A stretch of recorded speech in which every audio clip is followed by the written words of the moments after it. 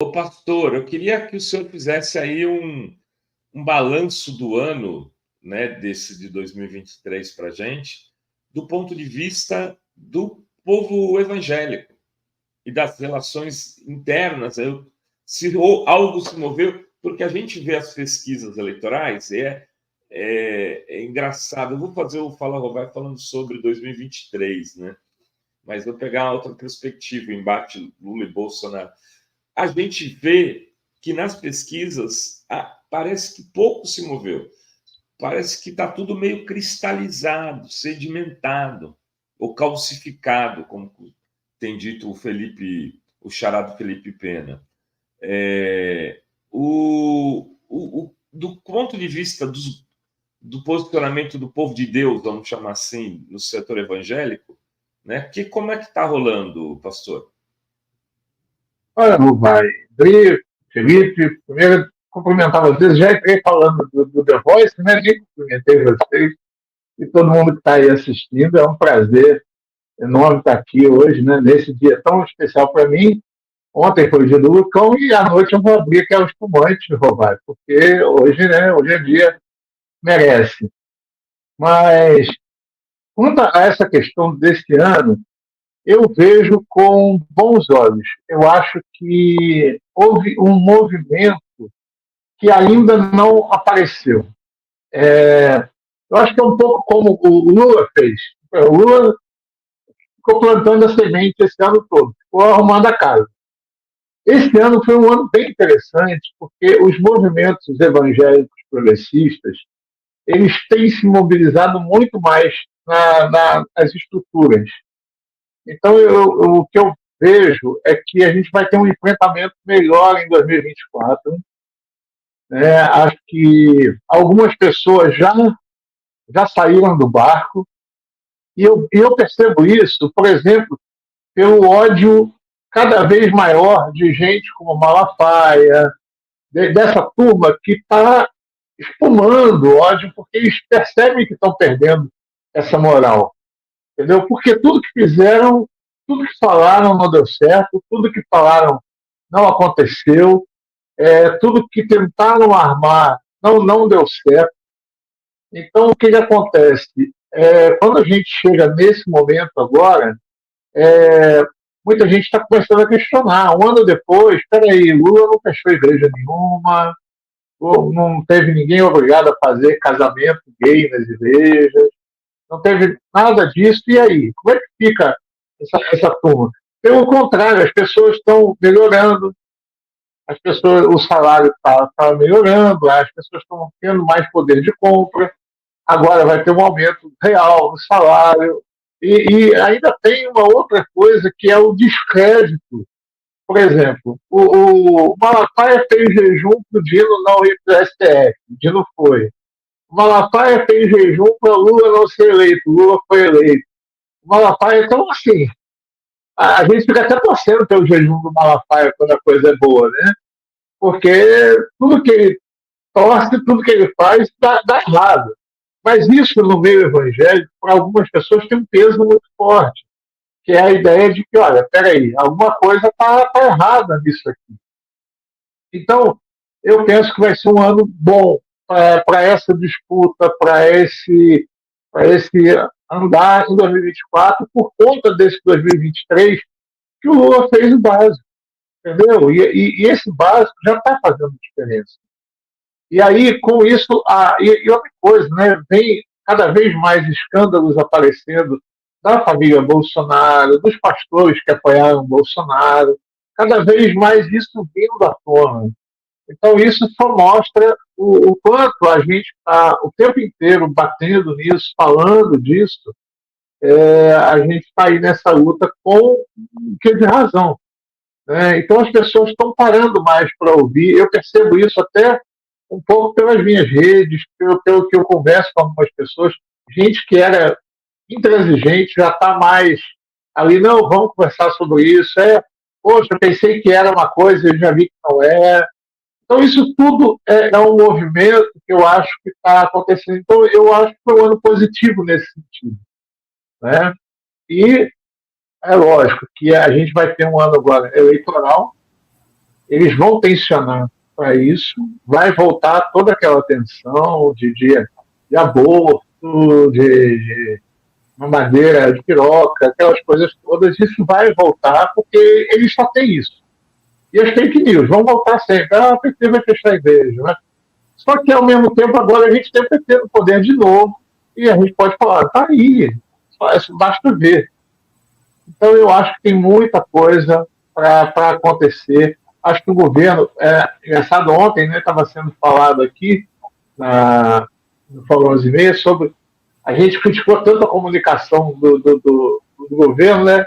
Nesse último mês parece que eles resolveram soltar tudo de bom que tinha, né? E acertaram nessas peças que estão comunicando, e é interessante porque tem um linguajar evangélico ali. Então tem uma pessoa, glória a Deus, aleluia, é isso mesmo. Porque isso faz parte do dia a dia. E acho que essa comunicação é muito interessante, faz parte, deve fazer parte, e a gente está aí, acho que é positivo isso tudo. Tem alguma pergunta para o pastor? Sim, o pastor, bem-vindo aqui. É muito bom conversar com alguém da comunidade religiosa. Eu não vou nem dizer comunidade evangélica, porque eu acho que a gente comete um erro gigantesco quando usa o termo evangélico dessa forma genérica.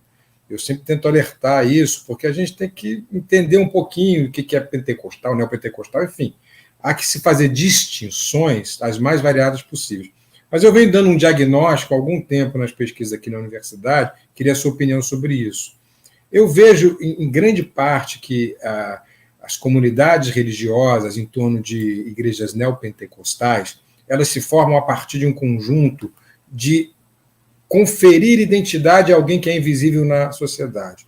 O exemplo que eu sempre dou é o exemplo do garçom, que está lá atendendo a sua clientela de Ipanema, né, classe média alta, que é chamado por um psil, ninguém sabe o nome dele, e aí ele chega na sua comunidade neopentecostal e o pastor não só sabe o nome dele, como sabe o problema que ele tem, o nome da mulher, o nome dos filhos, qual é o remédio que precisa, qual é o problema entre eles, qual é a necessidade. Enfim, aquilo confere um sinal de pertencimento para ele, né? Um sentimento de que ele pertence a uma comunidade, ele tem uma identidade. E às vezes me parece que os setores progressistas não perceberam isso, que vai além da religião, que não é só um fato religioso, é um fato subjetivo, cultural, identitário. Você lê dessa maneira também, ou eu estou muito equivocado? Você está plenamente certo, Felipe. Eu concordo plenamente com isso aí. Eu acho que falta à esquerda essa visão de que a igreja, principalmente nas periferias, confere dignidade à pessoa. Né? Ela ali tem nome. É isso que você falou. E, aliás, isso tem muito a ver com o crescimento do evangélico e o decrescimento do catolicismo. No catolicismo sempre foi uma coisa meio... O padre não sabia o nome de ninguém, aquela coisa, vai todo mundo, acabou a missa, vai embora. Na igreja, não. O pastor termina o culto, ele vai para a porta, ele cumprimenta, ele sabe o nome das pessoas, ele visita as pessoas durante a semana. Então, isso é muito importante. Como você falou, o cara que durante a semana só ouve, garçom, ele chega na igreja, ele é o irmão André, ele é o irmão Paulo, sabe, ele tem nome, ele tem dignidade, ele tem família, ele se arruma todo até para estar ali e se sentir melhor naquele meio. Então, isso confere àquela pessoa essa pertença, esse pertencimento e mais uma sensação de dignidade. Eu não sou só aquilo lá. Eu tenho alguma coisa a mais. Ele fala com Deus. Olha que coisa. Entendeu? Eu sei que as pessoas podem questionar a fé, mas ele está ali, ele está num ambiente onde ele fala com Deus. Olha que experiência é essa? Onde ele é ouvido por Deus, onde ele tem nome diante de Deus, onde ele, diante da divindade, seja ela aqui qual for. Mas isso dá essa sensação de que a vida não é só aquilo que ele pena durante a semana. Ele tem mais do que isso. Ele tem esse nome, ele tem essa vida, ele tem essa dignidade. Então, isso é muito interessante, isso faz toda a diferença nessa relação. Isso, Felipe, a esquerda não percebeu ainda. E aí, esse é um problema, a gente bate na fé.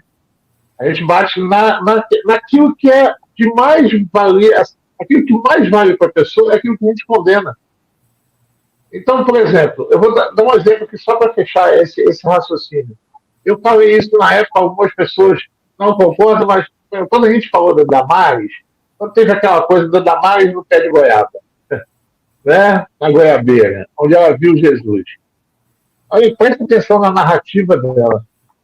Naquele momento, era uma criança violentada pela própria família, que vai para uma goiabeira para fugir daquele momento de violência. A fé dela é uma fé cristã. E ela, naquele momento, ela vê Jesus. A gente está falando de uma criança em situação de violência, que naquele momento a fé dela lhe dá algum sustento, alguma coisa ali. Eu sei que a Damares é abjeta hoje, mas essa experiência é uma experiência da fé dela. Quando eu bato nessa experiência, ao invés de falar, por exemplo, é bom, Damares, então como é que pode você que passou por uma experiência de violência ter se transformado nessa pessoa hoje? Então, a gente bate na coisa errada. A gente vai bater na fé da pessoa. Aí você vai ver, o pessoal está lá num culto, por exemplo, a Michele Bolsonaro. Gente, ela é outra pessoa assim, que a gente sabe que há uma falsidade enorme daquilo ali, mas ela está lá num culto falando em línguas. Eu sou de tradição batista, não tenho essa experiência, outros irmãos têm essa experiência. Aí o que o pessoal bate? Bate no falar em línguas. E não no fato da Michele. A gente bate na experiência religiosa. Aí aquele irmão que tem essa experiência se sente confrontado pela experiência dele. Então ele vai falar, olha que palhaçada aquilo ali, palhaçada essa coisa de ficar falando em línguas, aquela coisa toda. Mas tem gente que faz isso a sério. Tem gente que, para isso, é uma questão da fé, é uma questão séria da fé. Então, a gente tem que ter muito cuidado para saber onde bater, aonde chegar. Porque não é... Quando a gente bate na fé, a gente esquece que tem muita gente que tem aquela mesma fé ou aquela mesma experiência, e a gente joga tudo no mesmo balaio. Como você falou, né? Evangélico. Os evangélicos não prestam. Peraí, não é assim. Tem muito evangélico na resistência, muito. A gente não tem a mesma visibilidade porque a gente não tem dinheiro, a gente não tem mídia, a gente não tem. Entendeu? Então, mas tem muita coisa que dá para fazer, muita coisa que tem como fazer. Então, acho que é por aí. Acho que a gente tem que melhorar isso. Eu vi aqui que a Helena comentou aqui que há padres que fazem, sim, mas eles começaram a fazer muito depois, né, de que a coisa começou a desandar. É bom que faça, que bom que tem padres que fazem isso, mas nem todo mundo faz isso. Então, é por aí, Felipe. Eu acho que a tua análise também bem correta. Tem pergunta aqui da Andréa Cristina. Pastor, não seria o caso das igrejas progressistas e o governo promoverem a marcha para a paz e amor? Eu acho que o governo não deve se meter nisso. Eu sou radical contra uma coisa, o Estado laico. O Estado tem que ser laico em eu acho que isso aí deveria ser uma promoção não só dos evangélicos progressistas, mas de muito mais gente que é progressista nas religiões, e a gente promover uma marcha dessa. Acho que o governo até poderia, de alguma forma, ali, legal, a gente vai lá, comparece, mas não promover. Acho que quando o governo promove, eu vejo, eu de vez em quando falo isso, né, tem evangélicos que falam, o Lula tem que priorizar os evangélicos. Não, o Lula não tem que priorizar os evangélicos. O governo não tem que priorizar nenhuma religião, nenhuma. Agora, os partidos, os movimentos sociais, aí já é uma outra história. A gente tem que dialogar mais porque é uma questão de base. Agora, é o caso, sim, das igrejas progressistas promoverem uma marcha né, pela paz, pelo amor. De vez em quando, na verdade, isso já existe. Mas, eu volto a falar, a gente não tem muita mídia, André. Então, você tem, por exemplo, a marcha contra a intolerância religiosa, que acontece sempre no 20 de janeiro. Né? Acontece no Brasil inteiro, mas pouca gente vê. A gente não tem essa visibilidade toda que esses caras têm. A gente tem que. Vamos lá, né? A Record tem a Universal tem uma rede de TV. Né? É uma coisa desigual. É uma luta muito desigual. O Malafaia ganha por dia o que eu levo um ano para ganhar, se ganhar. Entendeu? Então, é muito, muito, muito difícil essa luta. Mas a gente não se cansa, não. A gente está aí. A gente está aí, a gente não se entrega. A gente se cansa, mas não se entrega. Ou, como diria Margarida Maria Alves, medo nós tem, mas não usa. Né? Então, eu acho essa coisa dela fantástica. Medo nós tem, mas não usa. Então, é por aí que a gente vai. Muito bem, pastor Zé Barbosa. Felipe, pastor, algum recado final aqui nesse último programa do ano, né? Depois a gente volta, faz 2 dias, eu e Dri, dia 3 e dia 4, e a partir de dia 5 nós vamos ter aqui a dupla dinâmica, Felipe Pena e Ana Prestes, nos substituindo por um período aí de 10 programas. E a gente vai entrar, tá, Felipe, de vez em quando. Eu vou gravar o Suas Fala Rovai, acho que vai dar para fazer tudo isso. Faz de conta que a casa é sua. A Dri vai gravar uma notícia, mas a gente está indo ao Chile e eu quero ver se eu consigo fazer entrevista com alguns personagens da política chilena para trazer informações. Você sabe como é que o povo aqui da Fórum chama a mim e a Ana Prestes, né?